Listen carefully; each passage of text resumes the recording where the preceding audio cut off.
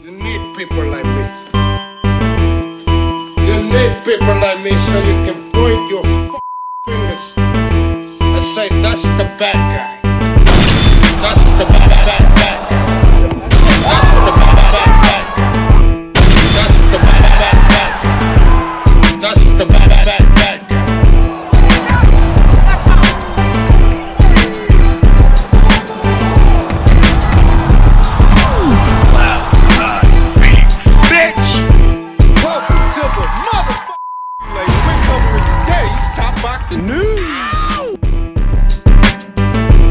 Okay, we'll start with this. Veteran boxing scribe Abraham Gonzalez, reacting to Gabby Fondura's latest win, said, "When the time is right, maybe late next year, this is the fight to make at Superfly in Southern California.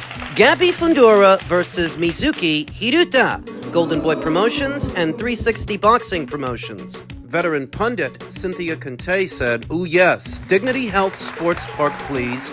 Boxing under the stars." So why does it seem like Mizuki Hiruta is fast emerging as the most formidable adversary for Gabby Fondura? Why her and not somebody else? There are 4 champions in the super flyweight division. Mizuki is just one, but unlike the others, Mizuki is currently ranked as the #1 super flyweight in the world. She's not in her early 40s like Irma Garcia, the IBF champion. She's a lot more active than Ashley Gonzalez, the WBC champion, and to the eye, she is a lot more talented than Jasmine Artiga, the reigning WBA champion. Jasmine Artiga fought for the vacant WBA title against Regina Chavez on what was a pro box show, and I saw that fight. A lot of people did. And the feeling was that Regina should have won. Regina got robbed. Whereas when you look over at Mizuki Hiruta, even though she only has 9 professional fights, no losses and no draws with 2 knockouts, she's been moving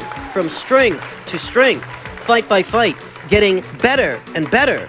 Last in action in August of this year, opposite the ring, a then unbeaten Naomi Cardenas, who was coming off of her big win over a then unbeaten Bree Howling. Mizuki was able to handle the pressure from a then unbeaten Naomi Cardenas in all the ways that Bree Howling could not. Put simply, she boxed Naomi's socks off, and she's been active, she's been busy. She's already fought 3 times this year, once in January, again in May, then again in August, and she is set to return to action before the year is out in November, bringing her grand total of ring appearances this year to 4. She is currently the most active reigning champion in the super flyweight division, the one who fights the most often, promoted by 360 Promotions, Tom Loeffler, who used to promote Gennady Golovkin and has a keen eye for talent. He sees something in Mizuki Hiruta, and I see it too. Apparently, so does Cynthia Conte and Abraham Gonzalez. They have identified Mizuki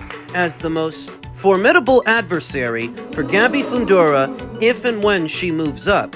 The caveat is that Gabby's been talking about moving down to light flyweight. Yeah, we talked about how tacky that is for somebody as big as Gabby in my previous video, that you're already so much bigger than the flyweights, you want to move down? You want to fight even smaller girls? Now Mizuki does not rival Gabby Fondura in terms of height and length. Gabby is an exceptionally tall drink of boxing for anyone at or around these weights, but Mizuki is bigger than your average Gabby Fondura opponent.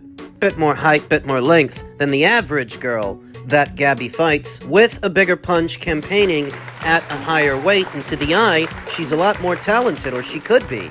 Because if what Gabby decides to do next is move down, she's giving Mizuki that much more time to develop and perhaps unify her own division. Of the 2 fighters, Gabby does have the better resume, and Gabby is the more accomplished fighter. She is an undisputed champion. I anticipate that Mizuki could be, so long as they get her the fights. If it were Jasmine Artiga versus Mizuki Hiruta, or Irma Garcia, Ashley Gonzalez, I would go with Mizuki to beat them all. And the longer that Gabby puts this off, the more dangerous and formidable Mizuki might become.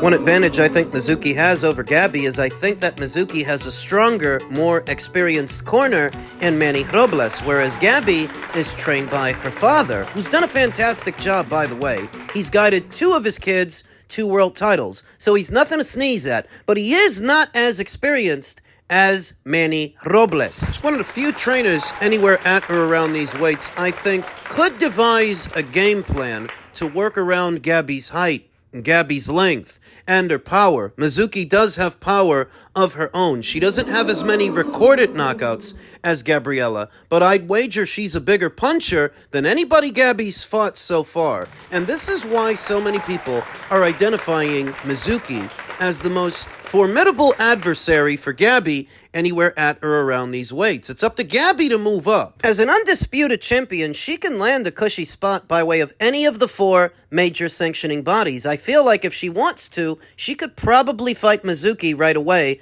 though I suspect she's not going to do that. Because she's not, she's giving Mizuki every opportunity to play catch-up until eventually she is a more experienced, even more experienced and more well-rounded than she is right now. Virgil Ortiz and Spence at Dallas Cowboy Stadium. Woo!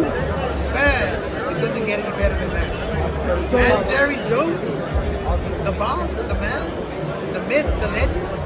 Oscar De La Hoya makes it way too obvious to too many people that he has no intention of ever matching his guys tough. That's why that entire campaign for an Ortiz versus Zayas fight never went over well with me. I was of the opinion that was all smoke and mirrors. He only did that for the optics, so it could look like they wanted the Zayas fight, but the terms of engagement were too lopsided. You can't seriously expect to make a fight with Xander going about things that way. So now he's talking about a Virgil Ortiz versus Errol Spence Jr. fight at Jerry's house at the Dallas Cowboy Stadium, and maybe 4 or 5 years ago, that seemed like a bright idea, but 4 or 5 years later, Errol is a quasi-retired fighter who we haven't seen since the shellacking he took at the hands of Terrence Crawford over 2 years ago. Now, your fighter, Virgil Ortiz, has been campaigning as a junior middleweight for well over a year now, and he has yet to fight for an alphabet title, to the point that a 22-year-old Xander Zayas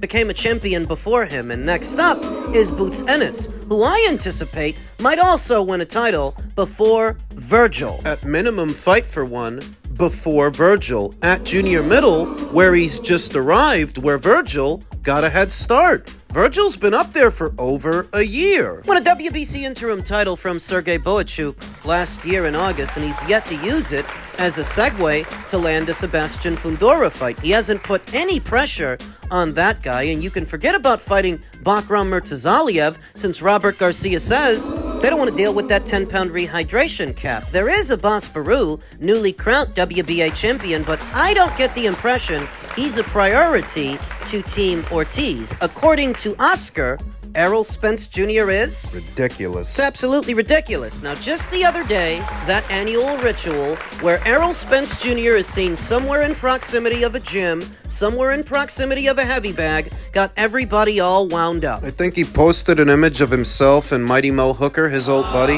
in a gym.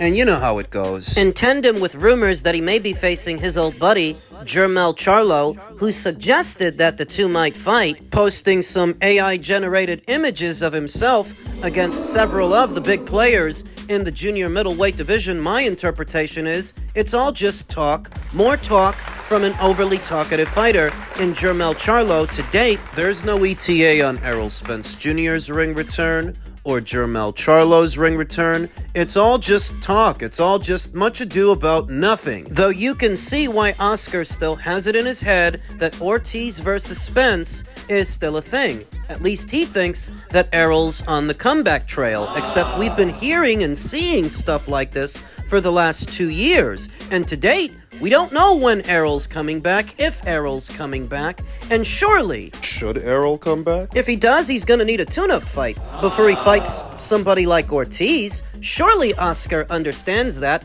which makes it that much more obvious that anyone targeting a fight with an Errol Spence Jr. wants to stay on easy street, or they want their fighter to stay on easy street, that you've got no intention of matching him tough. Are you sure that's fair? Virgil did fight Sergey Boachuk, and he did fight Israel Madrimov. Yeah, but Oscar's not the one that made those fights, you understand.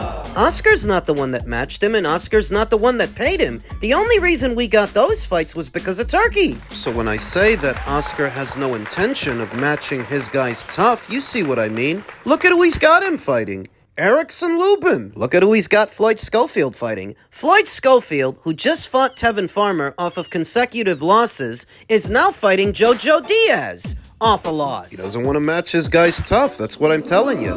You can't convince me of otherwise. Nobody targeting an Errol Spence Jr. fight in 2025 can't be taken seriously. I figure that the very moment that Errol Spence Jr. is seen in proximity of a heavy bag, everybody just goes crazy when for all they know, he's just there to change the air filters. That's not the cue to start matching him with unbeaten up-and-comers, young gunners like Virgil Ortiz, and by all rights, you should want better for your fighter than chasing the faded glory of Errol Spence Jr., whose career has no momentum right now, no traction. And what I notice about Oscar's fighters in Golden Boy, they've got guys that are just fighting just to fight, just biding their time for the sake of biding their time, like what we saw with Bektamir Melenkuziev at 168. Guys just fighting aimlessly, fighting just to fight. It feels that way with Virgil over a year into his junior middleweight campaign. It feels that way with Floyd Schofield, who walked out in an Ashton Silva fight, walked out on a Shakur Stevenson fight. You know, he could have fought Lucas Badi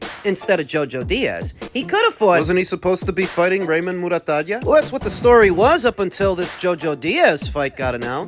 Got a lot of guys over there that are just fighting just to fight. Some of them are halfway decent. I think Virgil is a good fighter, but you'll excuse me for saying so that I think his career is being mismanaged.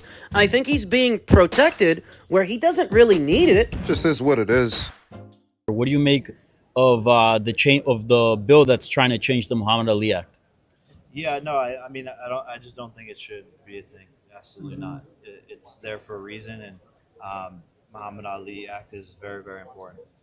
Do you see it as something that could be negative towards boxing, like sort of bring that UFC model to boxing? Yeah, 100%, which is what we want to avoid. And MVP has always been fighter first, and we always care about the fighters, and we know what these fighters have to go through, and so you don't want them to be taken advantage of. And I think getting rid of the act would lead to things in those situations. I honestly think that Jake Paul means well for his fighters, the ones that he's picking up and the ones that he means to. And perhaps he doesn't have all the time in the world to read up on every piece of literature that comes out pertaining to the movements with the Muhammad Ali Revival Act. Just based on his response, it was a very generic answer. Been talking a lot about this in the last few episodes of The Relay because there are so many people out there that are not talking about it. What's actually supposed to change, what might actually get better, and how so many of the people I see that claim to be concerned with these changes aren't concerned enough to actually read about it.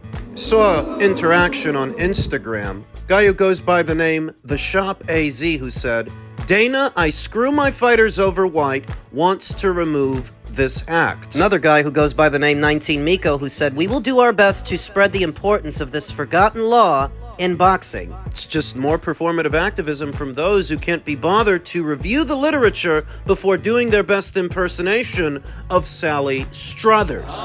Won't somebody please think about the boxers? All of these bleeding hearts who don't bleed enough to actually read up so you can see for yourself that a lot isn't going to change. But I came across at least one guy who gets it. A guy who goes by the name Ahmed Bali. Ahmed Bali said the Ali Act has never helped the majority of fighters. Sure, it's helped certain guys that make millions, of course. It was created for that purpose. Most, if not all, fighters can't even afford a lawyer.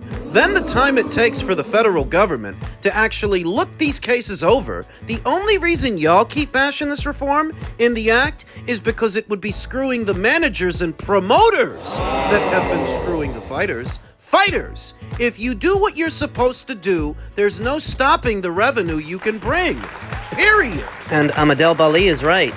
In the 25 years that have followed the Ali Act's inception, fighters still got screwed over, you know. All the time, fighters still get screwed over. The Ali Act is not the safeguard people make it out to be because there's not actually a task force that enforces it. If anything, it's more of a yardstick, more of a guideline in boxing Than a safeguard. primary function associated with the act is preventing one entity or one person from acting as both a promoter, a manager, and an advisor, as that would constitute a conflict of interest. And yet, we've seen this happen over and over. Seen the Ali Act circumvented all the time. So that when people start bellyaching about the Ali Act's reform, I think it would behoove them to know that Lani Ali, Muhammad Ali's widow and caretaker of his estate, is in support of this reform. So are all of these would-be activists sure that they know what they're talking about and that they know what they're against? Did they even bother to read what the changes are, or did they simply chimp out as soon as they saw Dana White, not realizing the financing for this thing isn't coming from Dana, it's coming from the WWE and the Kingdom of Saudi Arabia? And for the most part, what boxers might decide to participate in this newly formed UBO only represent a very small percentage of the boxing sphere. A small percentage of active boxers. Hell, I remember reading months ago that they're not even going to have as many weight classes as regular boxing. They're going to stick to the traditional 8. And that already phases out a large chunk of active boxers right then and there. And when you talk about the pay scale and that there is a cap, that's what they're so mad about, that there's only so much money a boxer can earn boxing in this UBO. They're thinking of the wrong guys. You're thinking about guys like Canelo and Crawford and Shakur and Tio, guys who make 7 and 8 figures per fight when the UBO is not going to be for them. And most boxers don't make what they make. Most boxers, active boxers, don't make 7 or 8 figures per fight. Mid-tier boxers, low-level boxers are not making anywhere near that kind of scratch. This newly formed UBO might be a godsend for them. It's the arrogance that gets me. The arrogance to argue about a subject that these people didn't bother to research, and the performative activism from so many within the boxing space. That's what gets me. A sport as addled with problems as boxing in the United States, that you think all of a sudden Dana White is its biggest threat? Dana White is the biggest problem? What have you been living under, a rock? Stupid and arrogant. Because I'm telling you, there are people out there that can watch this segment in this video, and they're not going to change their minds because they run on emotion. They run off of feelings, or worse. They've attached their egos to this thing. They don't want to be wrong. How many times have you seen that within a boxing space? Sore losers. What should be a sign to everybody in boxing and everybody who watches it is if the WBA is against this, then it can't be that bad. If Gilberto Mendoza is in his tits and he's upset, yeah, it can't be that bad. Want to talk about screwing over fighters and you want to talk about corruption in the sport of boxing? Look no further than the brazen WBA and all of their chicanery that's been out there in the open for years. So don't play activist with me. I'm not telling you that Dana White is this amazing, trustworthy guy, or that TKO might not come with its own set of problems. Maybe, but it can't be any worse than what we've been seeing. So I say, I'm gonna give it a chance. I'm gonna see how it goes. Because even with all of its financing and the people that are behind it, ultimately, it's not guaranteed success. Nothing is within the boxing space. Keep in mind, it's going to be comprised mostly of mid-tier fighters.